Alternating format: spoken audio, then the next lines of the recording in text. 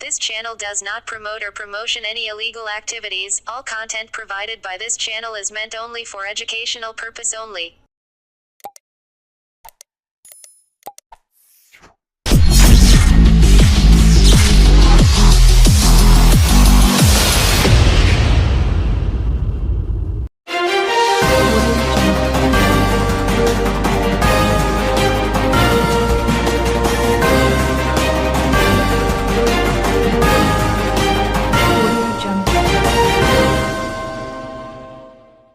হুগলির আরামবাগের বিবাহ বহির্ভূত সম্পর্কে জেরে এক ব্যক্তিকে ধারালো অস্ত্রের আঘাত। গুরুতর জখম হয়েছেন ওই ব্যক্তি। জখম ব্যক্তির নাম বাদশা। বাড়ি হুগলির আরামবাগের 16 নম্বর ওয়ার্ডের চাদুরে। স্থানীয় সূত্রে জানা যায় আজ দুপুরে ওই এলাকার স্থানীয় একজন ব্যক্তি বাদশা নামক ব্যক্তিকে ধারালো অস্ত্র দিয়ে মাথায় আঘাত করে। গুরুতর জখম অবস্থায় চাদুর হাই স্কুল সংলগ্ন এলাকার মানুষজন পড়ে থাকতে দেখে ব্যক্তিকে তড়িঘড়ি খবর দেওয়া হয় আরামবাগ থানার পুলিশকে। আরামবাগ থানার পুলিশ গুরুতর আহত অবস্থায় ব্যক্তিকে উদ্ধার করে আরামবাগ মেডিকেল কলেজ হাসপাতালে চিকিৎসার জন্য নিয়ে আসে। বর্তমানে তাকে বর্ধমান মেডিকেল কলেজে স্থানান্তরিত করা হয়েছে চিকিৎসার জন্য। স্থানীয় সূত্রে জানা যাচ্ছে ওই এলাকার এক ব্যক্তির স্ত্রীর সাথে উক্ত ব্যক্তির বিবাহ বহির্ভূত সম্পর্ক ছিল। সেই কারণেই এমন ঘটনা ঘটেছে বলে প্রাথমিক অনুমান করছেন স্থানীয়রা।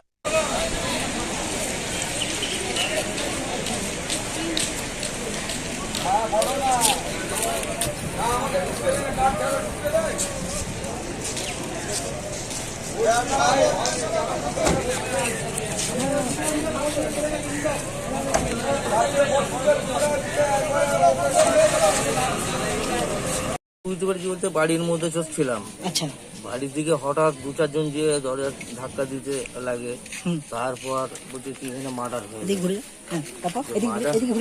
মার্ডার হয়েছে বলতে আমরা বাড়ি থেকে বেরিয়ে এসে দেখি রীতিমতো বডি পড়ে রয়েছে।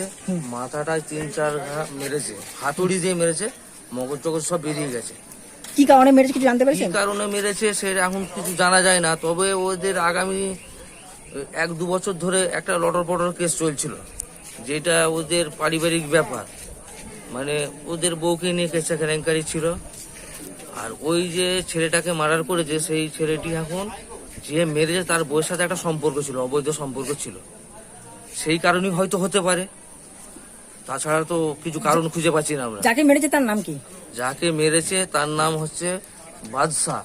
কি বাদশা? কি বাদশা আলম হয়তো হতে পারে। কোথায় বাড়ি? এই চাঁদুরি বাড়ি, 16 নম্বর ওয়ার্ড। কোন পাড়া? ওইটা হচ্ছে ফকির পাড়া। আচ্ছা, আজ যে মেরেছে তার নাম বা কোথায় যে বাড়ি? মেরেছে তার নাম হচ্ছে আপনার আইজুল, শেখ আইজুল। তার বাড়ি কোথায়? তার বাড়ি হচ্ছে আমাদের এই মাঝপাড়াতেই বাড়ি। বাবার নাম হচ্ছে, ওকে নিমফল বলে বাবাকে ডাকে। মায়ের নাম হচ্ছে মেহেরজান বিবি। কিসে করে মেরেছে? হাতুড়ি নিয়ে মেরেছে। তাই কি পুলিশ আটক করেছে? হ্যাঁ, তাকে পুলিশ আটক করতে পারে না। পুলিশ যথাযথ সময়ে এসে গেছে, বডিকে নিয়েও গেছে এবং খোঁজাখুঁজি তল্লাশি চালাচ্ছে। ছেলেটা তো দেখলাম নিঃশ্বাসটা চলছে, আশঙ্কাজনক একদম। কিন্তু এর আগে ওদের ফ্যামিলিটা একটা এমনই, কারোর সাথে ঝগড়া বিবাদ হলে এর আগে 2-4 জনকে মেরেছে। আমাকে পর্যন্ত মেরেছিল, মার্ডার করার ধান্দা করেছিল, আমার মাথায় পর্যন্ত মেরেছিল। বাঁচার আশা থাকে না।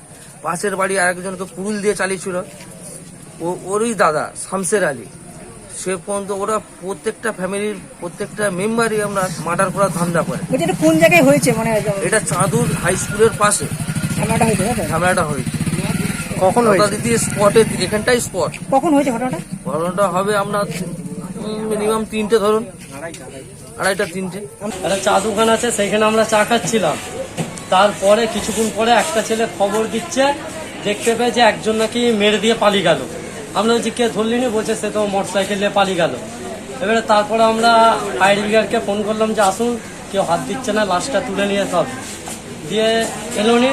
আমরা আরামবাগ থানায় ফোন করলাম, আরামবাগ থানা এমার্জেন্সি সঙ্গে সঙ্গে এসে তুলে নিয়ে এলো। তুলে নিয়ে এসে এখানে ভর্তি করেছে, চিকিৎসা চলছে। কি হবে এবার দেখা যাক, ভগবানের উপর নির্ভর করছে।